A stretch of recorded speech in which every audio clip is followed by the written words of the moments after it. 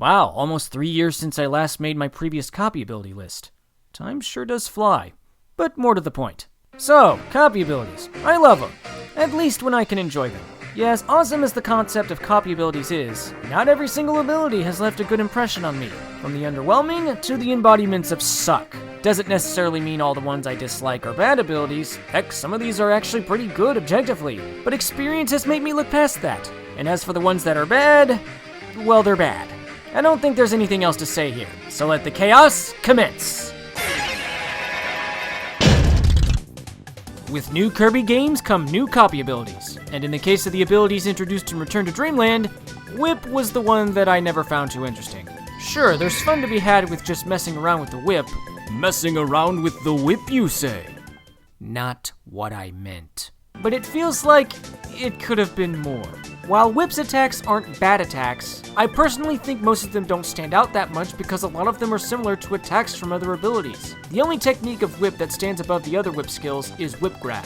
Hold the button to charge up your attack, then release to grab an enemy or nearby item. This is mainly used to solve puzzles by grabbing items that Kirby can't normally acquire, even with inhaling. These puzzles are fine and all, but I find myself only using Whip for these kinds of situations only to throw it away for another ability. I do see potential for Whip to be more appealing as a copy ability. Maybe incorporating more Whip moves in the air, maybe having an attack that extends the Whip, or hey, maybe implementing a mechanic where Kirby can use Whip to swing around a level. I would love to see stuff like that implemented.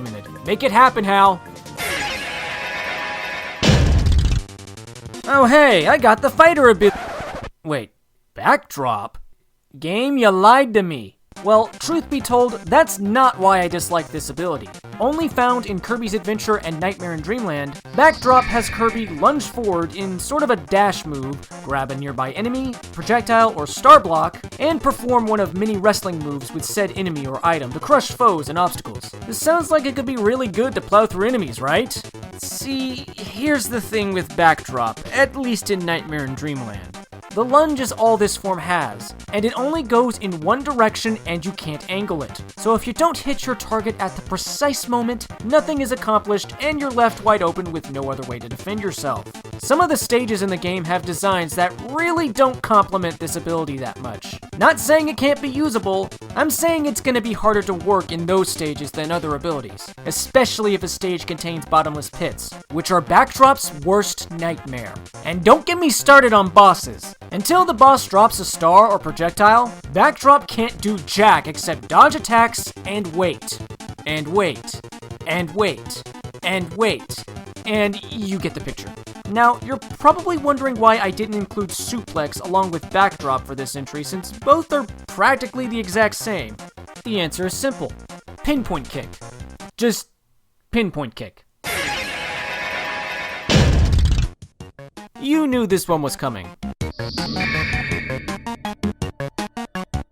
Sleep is an ability that, well, what do you think it does? It puts you to sleep, thus making you vulnerable to attacks. You can't do anything, you're stuck in place until it wears off. Now, thankfully in the newer games you can input commands to wake Kirby up faster, but even then, you're still just snoozing. I do wish the newer games would have given Sleep its Squeak Squad ability scroll skill, which allowed Kirby to use rest to restore his HP. See, if Sleep had this skill, it could have been more useful in the games. But alas, it'll forever be the running gag of the franchise.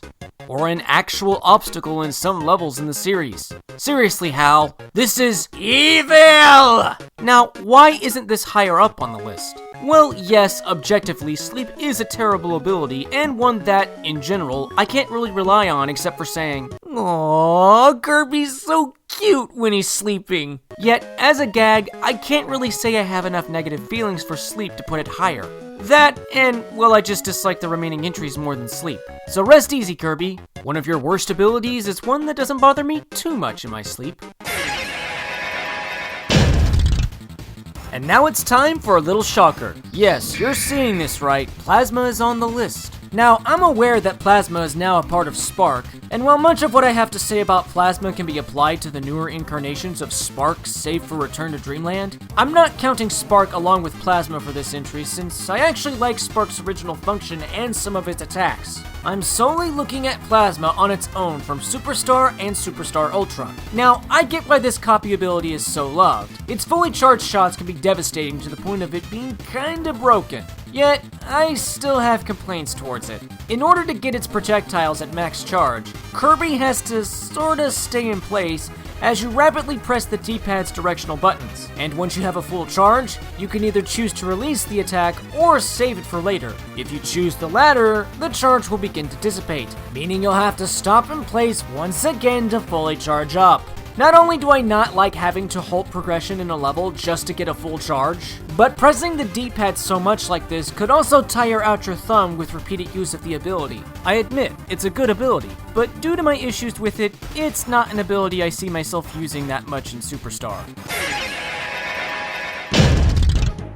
As adorable as this ability is, I never could rely on Cupid that much. With the Cupid ability, Kirby can, you guessed it, fly around without having to float. But the controls for flying as Cupid Kirby are not like Kirby's floating skill. You simply jump once and can freely move about. But considering specific factors like the way certain enemies and bosses move around, I've come to learn that Cupid might not be the best method for flying, especially in Squeak Squad where Cupid's flight movement feels slower than an amazing mirror. Cupid can also shoot arrows, but unlike Archer, these arrows don't travel as far or fast. Cupid's arrows also don't travel straight, so they'll descend after being fired. So these arrows really aren't that accurate, unless you're using the Heavenly Wrath ability scroll from Squeak Squad, which fires 3 fast and straight arrows at once after a dash, but you can't aim and angle it. And then there's Cupid's biggest problem. Kirby holds in place when aiming and shooting. This isn't much of a problem on the ground or a platform, but while you're flying, you're a sitting target.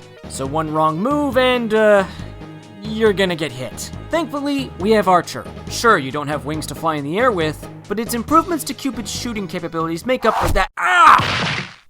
You shot me in the knee! Ow!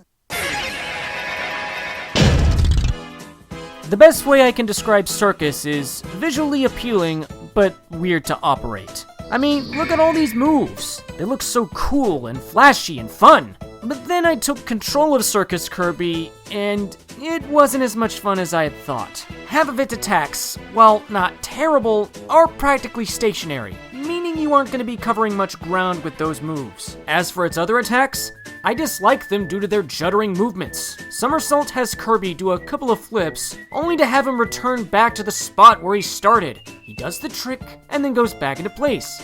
He does the trick, and then goes back into place. I don't like that. Why does it work like this? The back salt attack not only has Kirby do a short backflip, but it's very specific in its controls. So if you aren't careful, you may accidentally perform somersault instead. And then there's fire hoop jump. I found its jumping arc to be awkwardly tricky.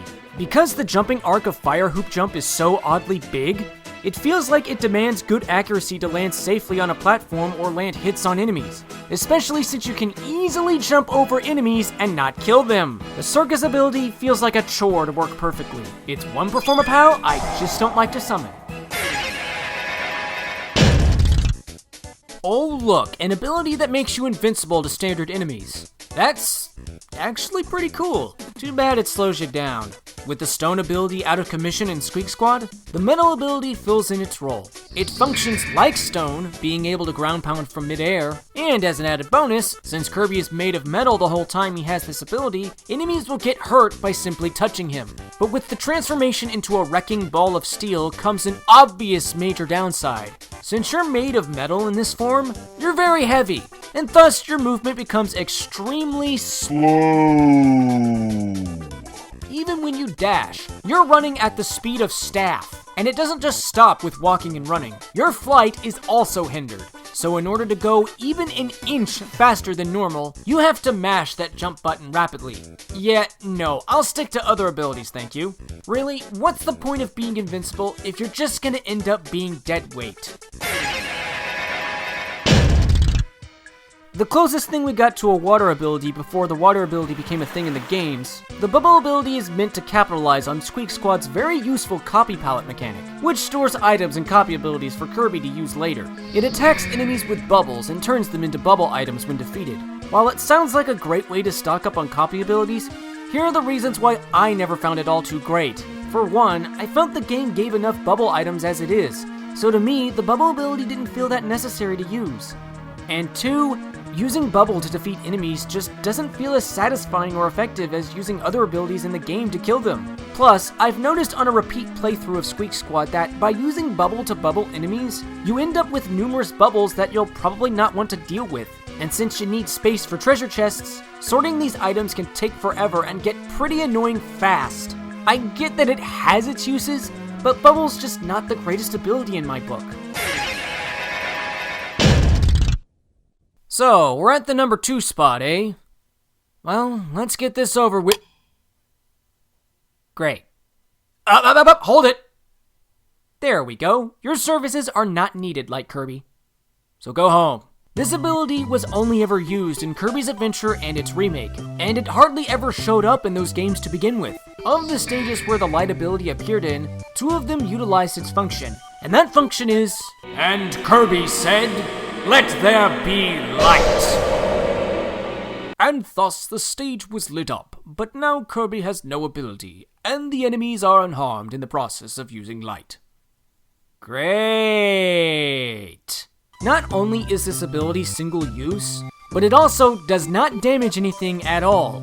So if you manage to inhale 2 enemies with different abilities and get light as a result, or if you acquire it in the only other stage it appears in, congrats! It's completely useless to you. Why do you think this ability was scrapped in later games and replaced with other better utilities to meet the purpose of lighting things up?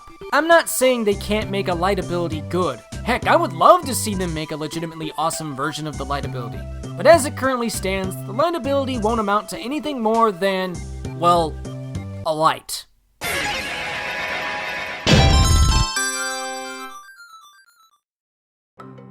It's been about 3 years since I last talked about Kirby Superstar's infamous copy ability.